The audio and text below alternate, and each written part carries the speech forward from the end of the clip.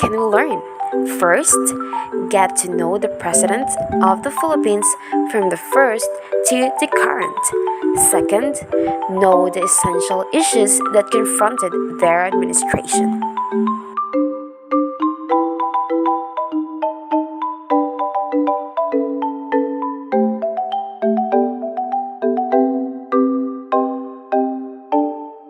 First one is Emilio Aguinaldo. He was known as the youngest president of the Philippines and the first president of a constitutional republic in Asia.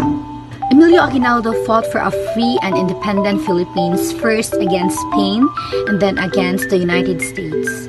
When the Philippines declared itself an independent republic in 1898 and Aguinaldo became its president,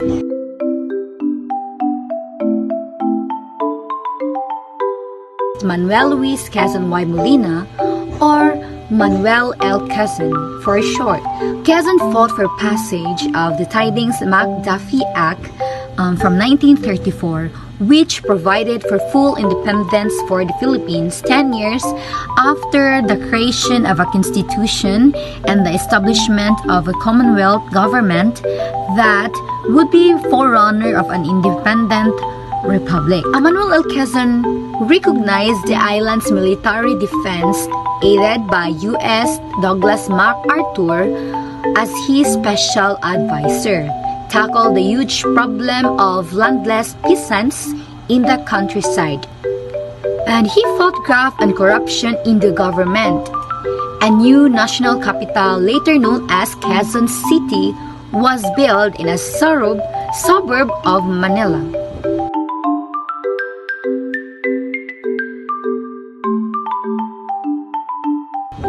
The third president of the Philippines is Jose Paciano Laurel Y. Garcia, or we called him Jose P. Laurel. He was a Filipino politician, lawyer, and a judge who served as the president of a Japanese-occupied Second Philippine Republic, a puppet state during World War II from 1943 to 1945. President Laurel understandably remains one of the most controversial in the Philippine history. After the war, he would be denounced in some quarters as a war collaborator or even a traitor, although his indictment for treason was superseded by President Roxas' amnesty proclamation, and he evidenced by his subsequent electoral success. Laurel is considered as doing his best in interceding, protecting, and looking after the best interest of the Filipinos against the harsh, wartime Japanese military rule.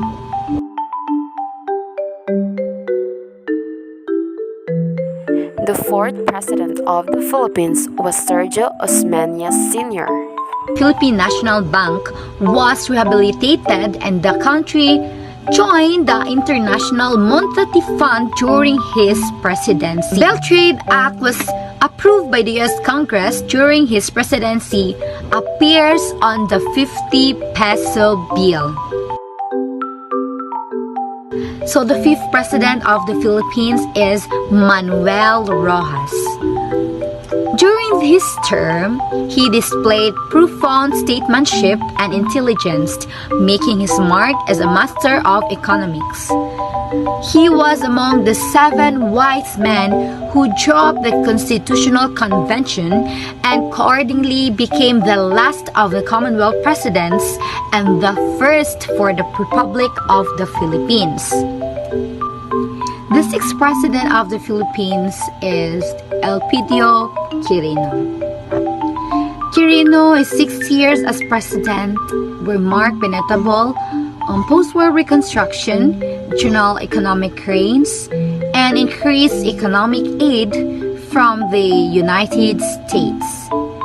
Quirino's administration was tainted by widespread graft and corruption. His basic social problems, however, particularly in the rural areas, remain unsolved. The President of the Philippines was Ramon Magsaysay. He was considered an honest, true man of the people that often spoke and interacted directly with constituents. Magsaysay and his administration were considered clean, incorruptible, and committed to reform, which ensured his popularity. The eighth president of the Philippines was Carlos P. Garcia. From 1896 to 1971, he was noted for the enunciation of the Filipino First policy, intended to complete and guarantee Philippine economic independence and sovereignty. The main problem that was facing the Garcia administration was the current economic situation during that time. Corruption was also prevalent in that time. Diosdado Macapagal Sr. was a Filipino lawyer and politician who served as the ninth president of the Philippines, serving from 1961 to 1965, and the sixth vice president, serving from 1957 to 1961. As president, Macapagal worked to suppress graft and corruption and to stimulate the Philippine economy. He introduced the country's first land reform law, placed the peso on the free currency exchange market, and liberalized foreign exchange and import control. Ferdinand E. Marcos Sr. was a Filipino politician, lawyer, dictator, who was the 10th president of the Philippines, serving from 1965 to 1986, becoming the first Philippine president to serve a second term. During his first term, he had made progress in agriculture, industry, and education. Yet, his administration was troubled by increasing student demonstrations and violent urban guerrilla activities. Arong&Cael was a Filipino politician who served as the 11th president of the Philippines from 1986 to 1992. She was the first female president of the Philippines. As president, Aquino oversaw the drafting of the 1987 Constitution, which limited the powers of the presidency and re-established the bicameral Congress, successfully removing the previous dictatorial government structure. Fidel V. Ramos, the 12th President of the Philippines, serving from 1992 to 1998, and he was remembered for steadfastly promoting the principles of people empowerment and global competitiveness. In 1993, he put an end to the power crisis that crippled Filipino homes and industries for 2 years. The 13th President of the Philippines was Joseph Estrada. The Estrada administration widened the coverage of the Comprehensive Agrarian Reform Program, or CARP, to the landless peasants in the countryside. The latter's administration distributed more than 266,000 hectares of land to 175,000 landless farmers, including land owned by the traditional rural elite. Gloria Macapagal. As a legislator, Arroyo filed over 400 bills and authored or sponsored 55 laws during her tenure as senator, including the Anti-Sexual Harassment Law, the Indigenous Peoples' Rights Law, and the Export Development Act.